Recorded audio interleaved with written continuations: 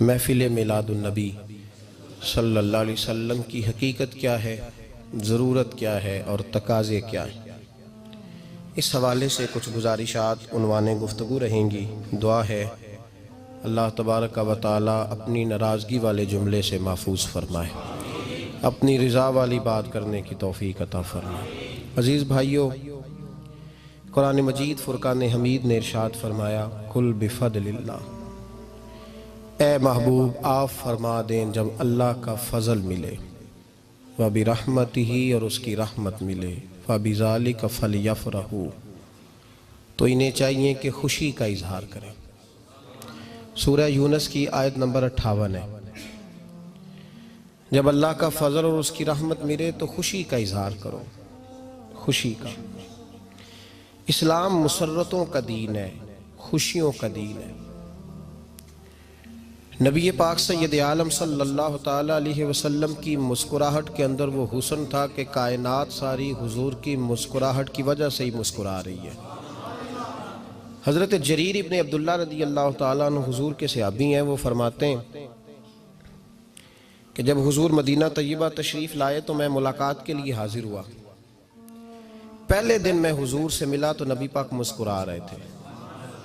پھر 10 سال میں حضور کو دیکھتا رہا، اور حضور کے وصال سے چند دن پہلے میری جو آخری ملاقات ہوئی تو اس میں بھی میں نے اپنے نبی کو مسکراتے ہی دیکھا ہے۔ اور فاضل بریلوی رحمۃ اللہ تعالیٰ علیہ نے تو اس تخیل کا اور رنگ میں لیا ہے۔ وہ کہتے ہیں حضور کے مسکرانے سے ہی دنیا مسکراتی ہے۔ فرماتے ہیں جس کی تسکی سے روتے ہوئے ہنس پڑے۔ جب حضور ہلکا سا مسکراتے تھے تو رونے والوں کے دل بھی ٹھنڈے ہو جایا کرتے، غمزدہ لوگ مسکراتے تھے۔ حضور کی خوشیاں تقسیم کرتی تھی۔ نبی پاک صلی اللہ علیہ وسلم کا مسکرانا امت کے دلوں کو ٹھنڈا کرتا تھا۔ فرمایا جس کی تسکی سے روتے ہوئے ہنس پڑیں اس تبسم کی عادت پہ لاکھوں سلام۔ اور فرمایا یہ نہیں تھا کہ حضور بڑے تکلف سے مسکراتے تھے، حضور کی تو عادت تھی اس تبسم کی عادت پہ لاکھوں سلام، مسکراتے رہنا، خوشی کا اظہار۔ اسلام بہت ساری چیزوں کا انسان کو پابند کرتا ہے، حدود و قیود میں رہنے کا حکم دیتا ہے۔ صحابہ کرام علیہم رضوان کے ہاں شادی کے موقع پر بارات لے کر کے جانے کا کوئی رواج نہیں تھا۔ حضرت عبد الرحمن ابن عوف رضی اللہ تعالیٰ عنہ جیسے مالدار لوگ بھی شادی کرتے ہیں تو نبی پاک کے بغیر بھی بارات چلی جاتی ہے۔ کوئی کانسیپٹ نہیں اس طرح کا کہ ڈھیروں بارات لے کے جائی جائے۔ حضرت عبد الرحمن ابن عوف کہتے ہیں میں حضور کی بارگاہ میں آیا تو سفید کپڑے پر پیلا زرد نشان تھا۔ حضور نے فرمایا کیا ہوا، یہ داغ کاہے کا؟ عرض کی حضور کل میں نے نکاح کیا تھا۔ تو محبوب نے جو ارشاد فرمایا اس میں فرمایا بڑی اچھی بات ہے، ولیمہ ضرور کرنا، چاہے ایک بکری ہی ذبح کرنا۔ بارات نہیں لے کے جائی جاتی تھی، ولیمے کا حکم دیا۔ اور بخاری میں نبی پاک نے یہ بھی فرمایا جب تمہیں کوئی ولیمے کی دعوت دے تو جایا کرو۔ اچھا، اب شادی کے موقع پر جو بارات لے کے جائی جاتی ہے تو اگرچہ حضور کی سنت نہیں، لیکن اسے ہم حرام نہیں کہتے، اسے ہم ناجائز نہیں کہتے۔ ہم نہیں کہتے کہ یہ تو نے غلط کیا، اگرچہ لے جانا حضور سے ثابت اس مروجہ انداز میں ثابت نہیں، اس طرح ہمارے ہاں جاتے ہیں، لیکن ہم پھر بھی اسے ناجائز۔ کسی صحابی نے اپنے بچے کی شادی پر اپنے گھر میں لائٹنگ نہیں کرائی، لیکن آپ کو دنیا کا کوئی عالم یہ فتویٰ نہیں دے سکتا کہ لائٹنگ کرانا حرام ہے۔ آپ شادی کے موقع پہ ساری گلی سجا لو، آپ ساری چھتوں پہ لائٹنگ کرا لو، کوئی آدمی یہ آپ کو فتویٰ نہیں دے سکتا کہ شادی کے موقع پر لائٹنگ کرانا جائز نہیں۔ کبھی سنا ہے آپ نے کسی سے؟ بولیے یہ جائز ہے، جائز پیسے ہیں تو ٹھیک۔ بلکہ میں اس سے آگے بڑھتا ہوں، اس سے تھوڑا اور آگے جاتا ہوں۔ حضرت عائشہ صدیقہ رضی اللہ تعالیٰ عنہ فرماتی ہیں میرا جو کمرہ تھا نا جس میں میں حضور کے ساتھ رہتی تھی اور ایک لمبا زندگی کا عرصہ گزارا، اس میں 3 آدمی سو سکتے تھے، چوتھے کے لیے جگہ ہی نہیں تھی، اور کچا تھا۔ کھجور کے تنے کھڑے کر کے اس پر کھجور کے پتوں کی چھت ڈالی گئی تھی۔ میں جب ہاتھ اٹھاتی تھی تو میرا ہاتھ اپنی چھت کو چھو جاتا تھا۔ یہ ہے سنت نبی پاک کی۔ یہ حضور کا طریقہ ہے. بتائیے پکے گھر میں لینٹر والے گھر میں رہنا جائز کہ ناجائز؟ کیوں جی؟ حضور تو کچے مکان میں رہتے تھے، آپ نے کیسے پکا بنا لیا؟ اللہ کی محبوب علی دین کو اس کی اصل بات میں سمجھیں. آپ ایسا نہ کریں جس میں انتشار اور امت تقسیم ہو. اس کا اصل مزاج دیکھیں. مہندی کے موقع پہ اگر کوئی آدمی 6 دیگیں دال چاول کی پکاتا ہے تو منع نہیں، جائز پیسوں سے پکائے. انہیں لائٹنگ لگوائی، کوئی منع نہیں. سارے محلے کو کھانا کھلایا، کوئی منع نہیں. بلکہ نبی پاک نے فرمایا بہترین مسلمان ہی وہ ہے جو سلام پہلے لے اور روٹی زیادہ کھلائے، تو بہترین مسلمان ہے. ناجائز کیا ہے؟ ناجائز ہے شادی کے موقع پر بینڈ باجا بجانا، اس میں رقص کرنا، اس میں بھنگڑے ڈالنا، عورتوں مردوں کا اختلاط ہونا، عورتوں کی مووی بنانا، یہ چیزیں ناجائز ہیں. تو جو ناجائز ہے اس پہ پابندی لگائی جائے گی. جو جائز ہے اس کے بارے میں یہ کہا جائے گا کہ بھائی احتیاط کی جائے، سنت کی طرف دیکھا جائے تو بہتر یہی ہے. لیکن اگر کوئی کسی آدمی کے پاس جائز پیسے ہوں، وہ 100 کنال کے گھر میں رہے، اگرچہ سنت یہ نہیں، پر یہ تو کوئی فتویٰ نہیں نہ دے سکتا کہ حرام ہے تیرا 100 کنال کے گھر میں رہنا. کہ ہے فتویٰ کہیں آپ نے سنا؟ تو ہمارے ہاں تکلیف کا معاملہ یہ ہے. دیکھیں میرے بھائی، کسی بھی صحابی نے، بڑے درد کے ساتھ بات کر رہا ہوں اور یہ میرا درد ہے، میں درد سے اپنے دل کو، اپنے ایمان کو حاضر ناظر کہہ کے بات کر رہا ہوں. امت بٹ جاتی ہے ہر موقع پہ یار، ہر جگہ ہی تقسیم ہو رہی ہے امت مسلمہ. ہر روز کچھ نہ کچھ فتوے ایسے مل جاتے ہیں جس میں دراڑیں پڑتی ہیں. کسی صحابی نے کسی مسجد کے اندر اشتہار چھپوا کے، اعلان کرا کے درس قرآن کرایا ہے کبھی؟ سیرت النبی کا جلسہ، ختم بخاری، مدرسے کا دستار فضیلت کا جلسہ، آپ نے اشتہار پڑھے ہیں نا یہ سارے مکاتب فکر کے؟ ہوتے ہیں کہ نہیں ہوتے؟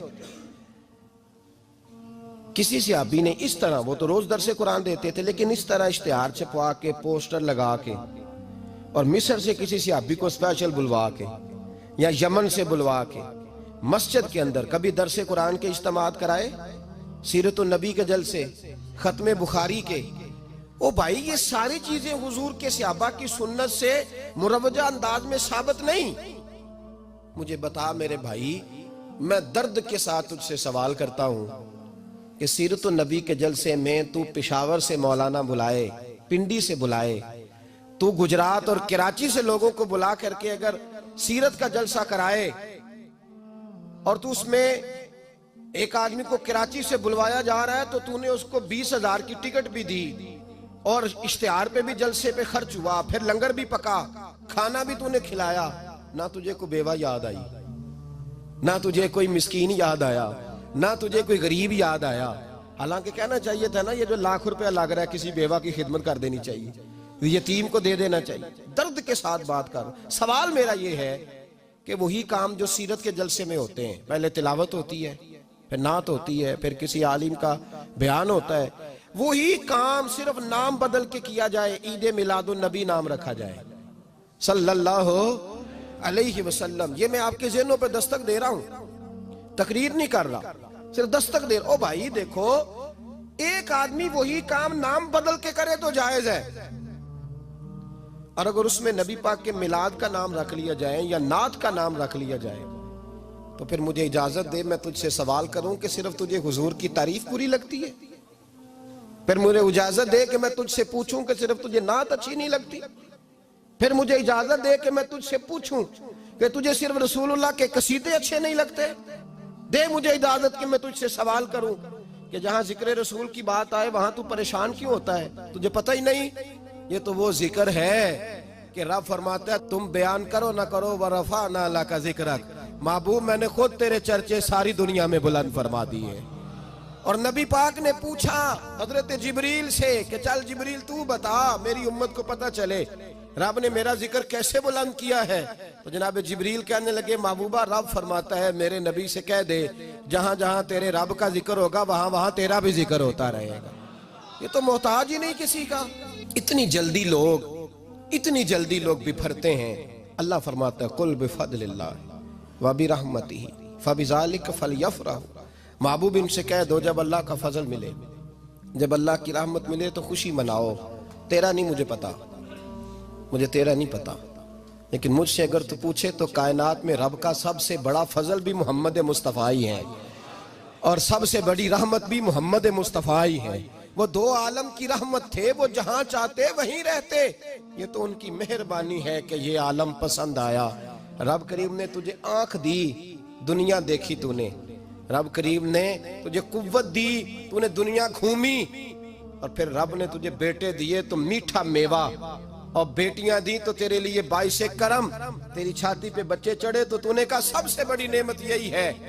کہ مالک کہتا ہے تو میرا بندہ تھا، میں نے دینا ہی تھا، تو نے دیا، احسان نہیں جتلایا، لیکن جب اپنا نبی دیا تو کہا میں نے بڑا احسان کیا تم پہ۔ لَقَدْ مَنَّ اللَّهُ عَلَى الْمُؤْمِنِينَ إِذْ بَعَثَ فِيهِمْ رَسُولًا، میں نے تم پر احسان کیا ہے۔ کون دیتا ہے کسی کو محبوب اپنا؟ نہ جانے رب نے یہ کیسے گوارا کیا۔ لَقَدْ مَنَّ اللَّهُ عَلَى الْمُؤْمِنِينَ إِذْ بَعَثَ فِيهِمْ رَسُولًا، اتنا بڑا فضل، اتنا بڑا فضل، فضل بھی حضور۔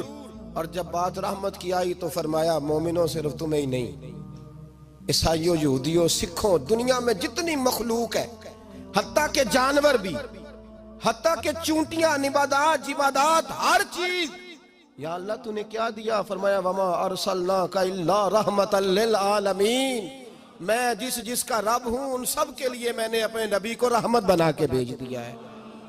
بیٹے کے آنے پہ تو مٹھائی بانٹتا ہے، میلاد والے دن تو لائٹیں بند کر لیتا ہے، بیٹے کے آنے پر تو حلوائی بٹھاتا ہے، اور نبی پاک کے نام کی لائٹیں لگی ہوں تو پریشان ہوتا ہے۔ ہم سے کبھی پوچھ تجھے بتائیں، بس نہیں چلتا، ورنہ تاڑے توڑ کے چھتوں پہ لگا دیں۔ بس نہیں چلتا، فرشتوں کو بھی کہیں آؤ ہمارے ساتھ شامل ہو جاؤ، آمد مصطفیٰ مرحبا مرحبا کا نعرہ لگانا ہے، ہمارا بس نہیں چلتا، ورنہ دنیا کی ساری نعمتیں بچھا دیں اور لوگوں کو بتلائیں کہ اصل تو خوشی منانے کا دن ہی آج ہے جب اللہ نے ہمیں اپنا پیارا رسول عطا فرمایا ہے۔ اور ہمارے امام تو کہتا ہے میلاد نہ کر، ہمارے امام نے تو کہا حشر تک ڈالیں گے ہم، حشر تک، یہ 2-4 دن کا تو پروگرام ہی نہیں ہمارا، حشر تک ڈالیں گے ہم پیدائش مولا کی دھوم، اور مثل فارس نجد کے کلے گراتے جائیں گے، خاک ہو جائیں عدو جل کر مگر ہم تو رضا، دم میں جب تک دم ہے ذکر ان کا سناتے جائیں گے۔ ہمارا تو 1-2 دن کا پروگرام ہی نہیں۔ اور پھر سنو کتنی بڑی نعمت ہے۔ حضرت عباس سے کسی نے کہا تھا اللہ کی سب سے بڑی نعمت، تو بخاری اٹھانا، فرمانے لگے محمد نعمت اللہ، بخاری ہے بخاری، فرمایا محمد اللہ کی سب سے بڑی نعمت ہے، صلی اللہ، یہ سب سے